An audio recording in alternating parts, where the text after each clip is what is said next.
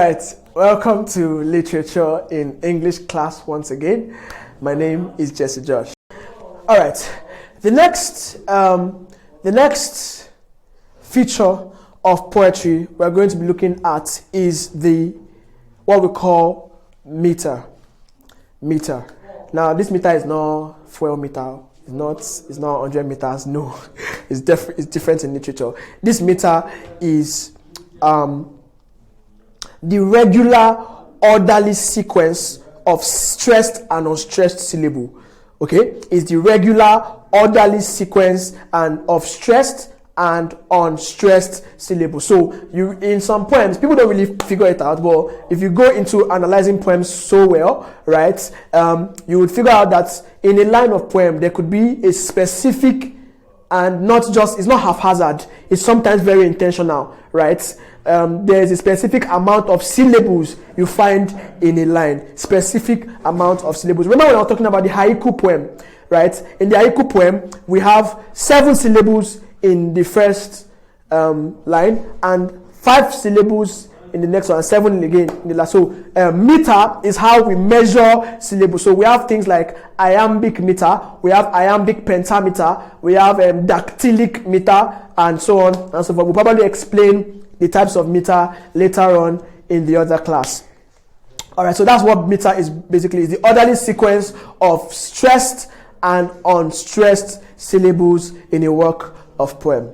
All right, now we're going to go into another feature of poetry, or features, because I'm taking 3 of them which look or sound like they are the same thing, but in fact they are not.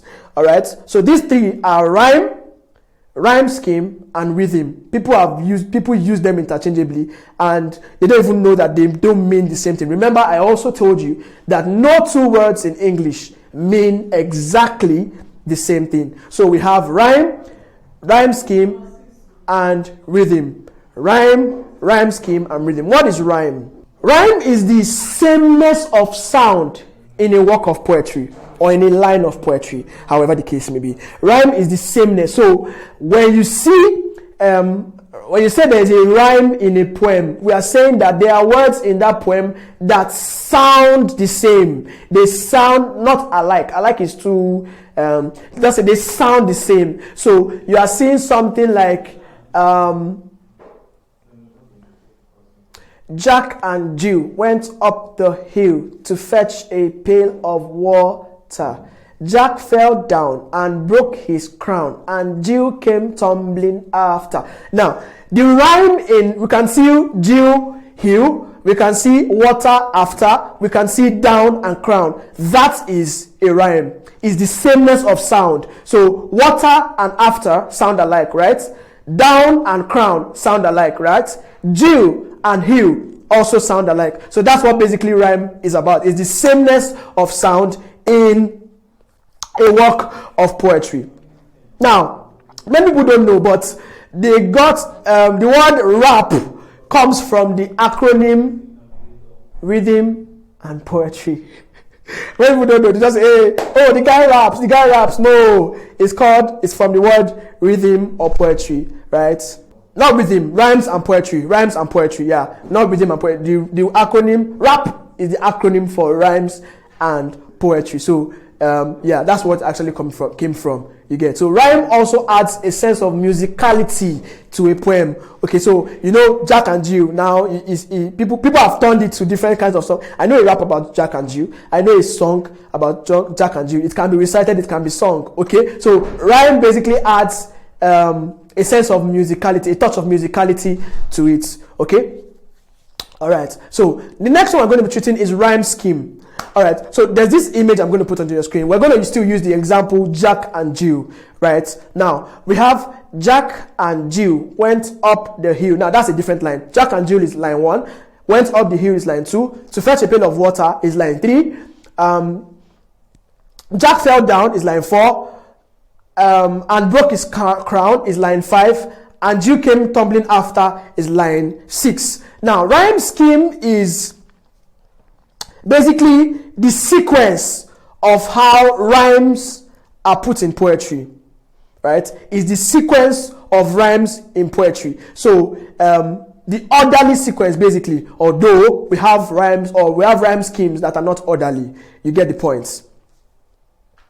So rhyme scheme is basically the order of sequence of poem at the end, right? At the end of the poem. So when we're talking about rhyme scheme, we're not looking at rhyme anywhere in the lines or in this on the poetry. We're looking at it as regards the end, okay? Which is why we're using this example, Jack and Jill. So rhyme scheme is the orderly sequence of rhyme in a poem at the end, right, of such a line, right? So now Jack and Jill. In writing, if probably you are in an exam and they say give us the rhyme scheme of the poem Jack and Jill, right?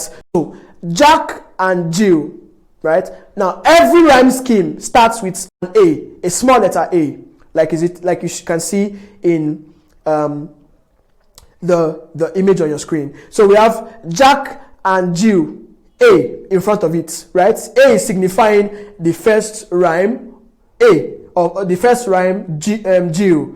Okay, so Jill, Jack and Jill, A, went up the hill. Now what you're looking for is words that rhyme together at the end of each line. They rhyme the sameness of sound at the end of each line. So you have Jack and Jill, A, went up the hill.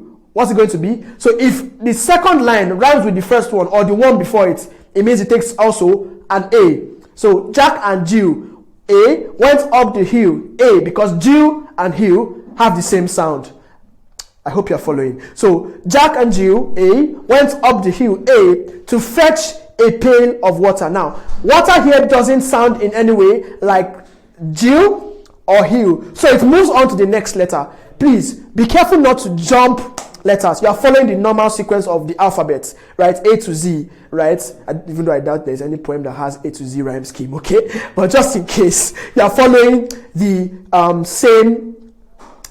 same order of the alphabet. So Jack and Jill, A, went up the hill, A, to fetch a pail of water. Since water does not rhyme with hill or Jill, what you have now is B.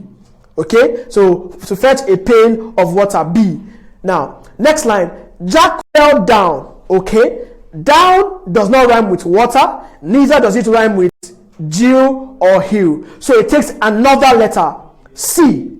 So we already have A, Jack and Jill went up the hill, right? A, to fetch a pail of water. B, Jack fell down. C. Okay? Now, and broke his crown. Crown, down. They sound alike, right? So what letter does it take?